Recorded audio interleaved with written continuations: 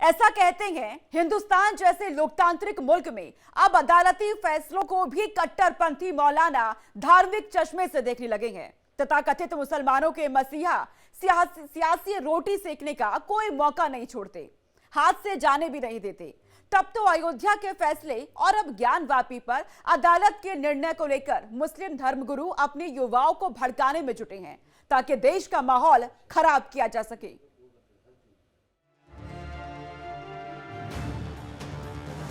हिंदुस्तान की रोटी खाकर हिंदुस्तान में ही गृह युद्ध और खाना जंगी की बात करने वाला मौलाना तौकीर रजा वो शख्स है जो भारतीय के नाम पर एक भार है।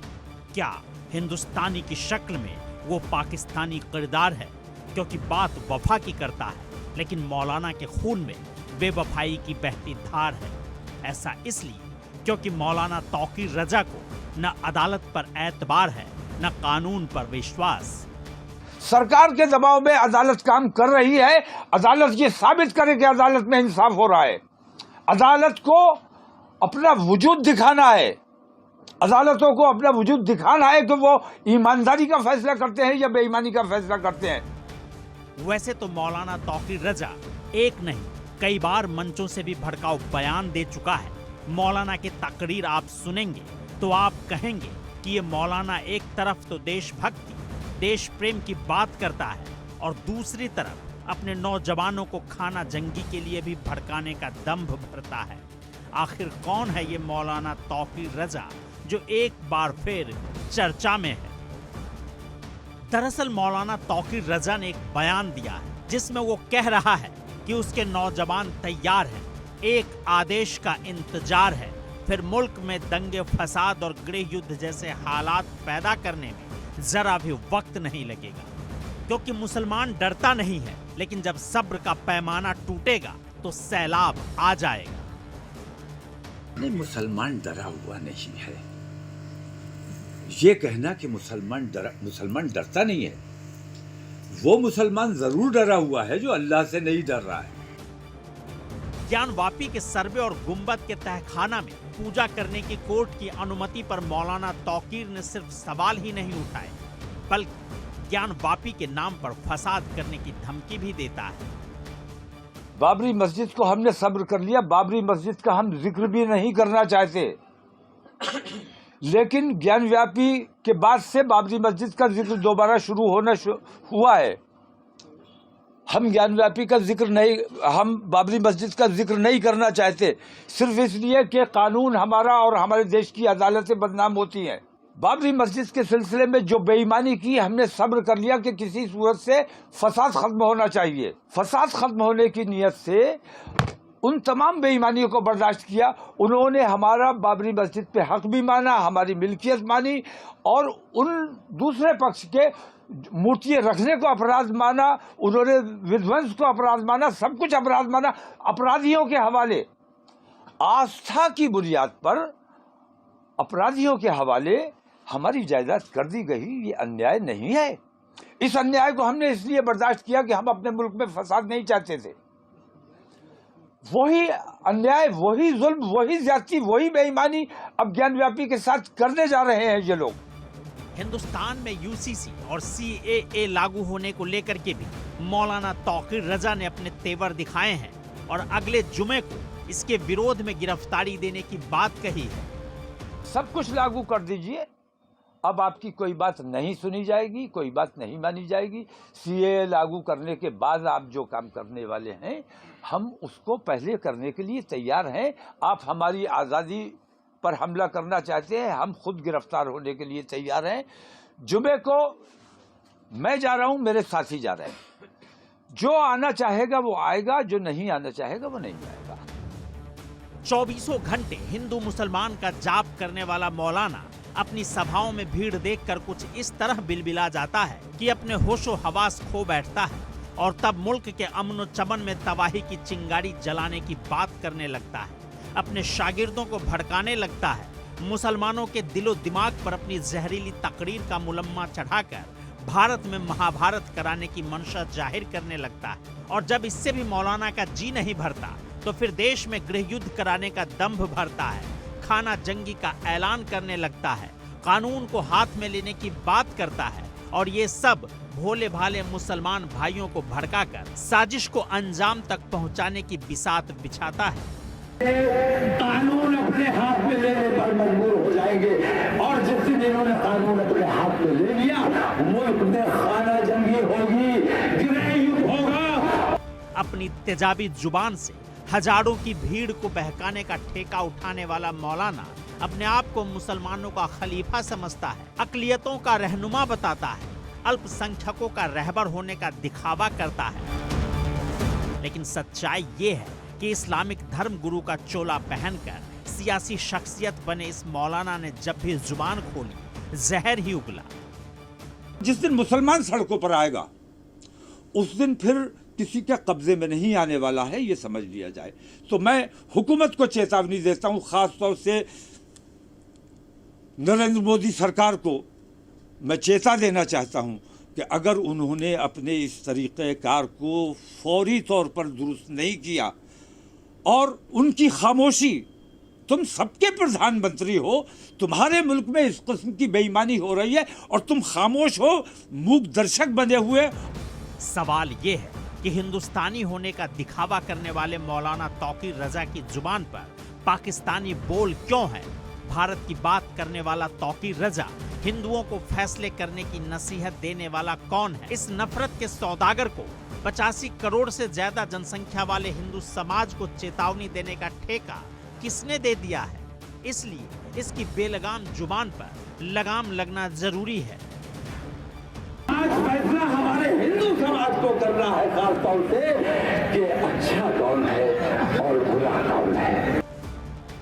मौलाना तौकीर रजा देश पर मर मिटने की बात करता है, लेकिन जब इसे मौका मिला इसने माइनॉरिटी और मेजॉरिटी में आग लगाई।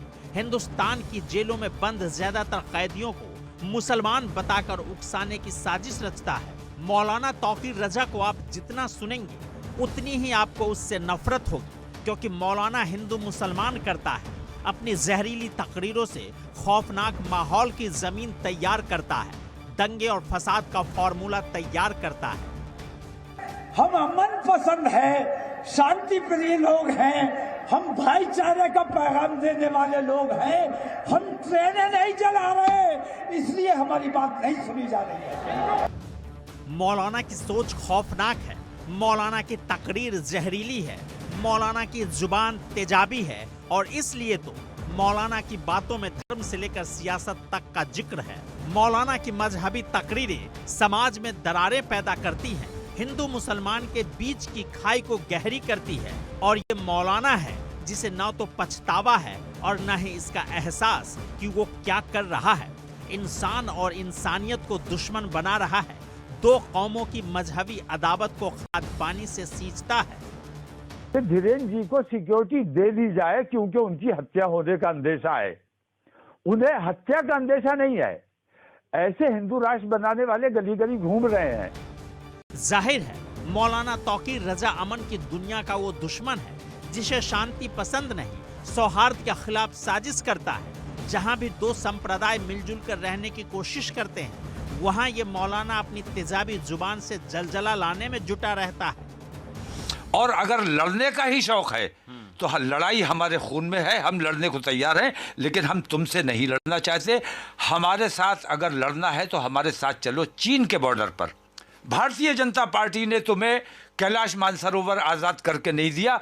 हमारे अंदर इतनी हिम्मत भी है और ताकत भी है कि हम चीन से मुकाबला करके कैलाश मानसरोवर फतेह करके हम अपने हिंदू भाइयों को तोहफे में देने को तैयार हैं। हम देश का नक्शा बदलने की शक्ति रखते हैं। हमारे साथ चलो पाकिस्तान के बॉर्डर पर, हम पाकिस्तान को फतेह करके हिंदुस्तान में शामिल करने की शक्ति रखते हैं। यह है। मौलाना भड़काता है, मौलाना धमकी देता है, मौलाना उकसाता है, मौलाना आग लगाता है, मौलाना हिंदू मुस्लिम को लड़वाता है, मौलाना आतंक की सीख देता है, जिहाद के नाम पर मौलाना राष्ट्र विरोधी भाषण देता है, देशद्रोही तकरीरें सुनाता है। ये मौलाना तौकीर रजा ही है जो हिंदुस्तान के अमन और भाईचारे में नफरत की आग सुलगाता है। तौकीर रजा खान एक भारतीय राजनीतिज्ञ और उत्तर प्रदेश राज्य के इस्लामी धर्म गुरु हैं। तौकीर रजा बरेली मसलक के एक धार्मिक नेता और राजनीतिक दल इत्तेहाद मिल्लत परिषद के संस्थापक भी हैं। वो अहमद रजा खान के परपोते हैं। देवबंदी मुसलमानों पर भेदभाव का आरोप लगाकर all India Muslim personal law board से अलग होने के बाद मौलाना तौकीर रजा ने all India Muslim personal law board जदीद का गठन किया था। Bureau report, India daily live. पहले भड़काऊ भाषण दो, उकसावे वाली तकरीर दो, नफरत फैलाने वाला माहौल बनाओ, दो कौम के बीच दुश्मनी और नफरत की दरार पैदा करो, और फिर जब पुलिसिया कार्रवाई हो या फिर कानून का शिकंजा कसे तो कह दो कि मकसद ठेस पहुंचाना या फिर नफरत फैलाना नहीं था। आजकल हिंदुस्तान में यह एक शगल बन गया है। मुंबई के मुफ्ती को इसी वजह से गुजरात एटीएस की टीम 2 दिन के रिमांड पर उठा कर ले गई है। लेकिन बड़ा सवाल यह है कि ऐसे नफरती भाषण का या फिर बयान का असली मकसद क्या होता है। उलझते हैं, अभी तो करबला का आखिरी मैदान बाकी है, कुछ देर की खामोशी है, फिर शोर आएगा। आज का वक्त है, कल हमारा दौर आएगा। लब्बैक या रसूल अल्लाह, लब्बैक या रसूल अल्लाह। नाम मौलाना सलमान अजहरी, काम दीन की शिक्षा देना, आरोप भड़काऊ भाषण देने का, नतीजा 48 घंटे की पुलिस रिमांड पर। हिंदुस्तान की गंगा जमुनी तहजीब को अपनी तेजाबी जुबान से जलाने वाला मौलाना सलमान अजहरी गुजरात एटीएस की रिमांड पर, क्योंकि 31 जनवरी को गुजरात के जूनागढ़ में एक कार्यक्रम के दौरान मुफ्ती सलमान अजहरी ने कहा कि कुछ देर की खामोशी है, फिर शोर आएगा। आज कुत्तों का वक्त है, कल हमारा दौर आएगा। सुनिए एक बार फिर मौलाना अजहरी की तेजाबी जुबान से शेर के शक्ल में निकले उस शोले को जिससे दोनों कौम में टेंशन होना लाजमी है। हमसे उलझते हैं, अभी तो करबला का आखिरी मैदान बाकी है, कुछ देर की खामोशी है, फिर शोर आएगा। आज का वक्त है, कल हमारा दौर आएगा। लब्बैक या रसूल अल्लाह, लब्बैक या रसूल अल्लाह। सुना आपने अजहरी के इस बयान पर हिंदू संगठनों ने नाराजगी जताते हुए मौलाना पर धारा 153A, 505, 188, 114 के तहत मामला दर्ज कराया, जिसके बाद मौलाना को गुजरात पुलिस अपने साथ मुंबई के घाटकों पर थाने ले आई। तो वहां भी मौलाना के समर्थकों ने आधी रात को जमकर बवाल काटा, हंगामा किया, मौलाना अजहरी को छोड़ने की मांग की। बवाल बढ़ता देखकर पुलिस हिरासत में खड़ा मौलाना अपने तेवर ढीले करने लगा, माइक लेकर अपने समर्थकों को समझाने लगा। आपको मैं बता रहा हूं, मैं कोई क्रिमिनल नहीं हूं और न ही किसी क्राइम पर मुझे यहाँ लाया गया। हाँ, मेरी तकरीर के मुताबिक जो तहकीकात इनको करनी है वो कर रहे हैं, हम भी उनका कोऑपरेट कर रहे हैं, आपको भी करना चाहिए। अगर मेरे हक में गिरफ्तारी है तो मैं उसके लिए भी तैयार हूं। अब सवाल उठता है कि एक मौलाना जो पहले लोगों को भड़काता है, अपनी कौम को उकसाता है, हिंदुओं के खिलाफ भड़काता है, मौके का इंतजार कहने को कहता है, करबला का आह्वान करता है और ये सब भरे मंच से भीड़ के बीच कहता है। इसलिए मौलाना के इस भड़कीले भाषण के मकसद को समझना जरूरी है। दरअसल मौलाना के वकील का दावा है कि मुफ्ती सलमान अजहरी ने अपने भाषण के दौरान महज एक शेर कहा, जिसके आगे पीछे की लाइन को हटाकर वायरल कर दिया गया।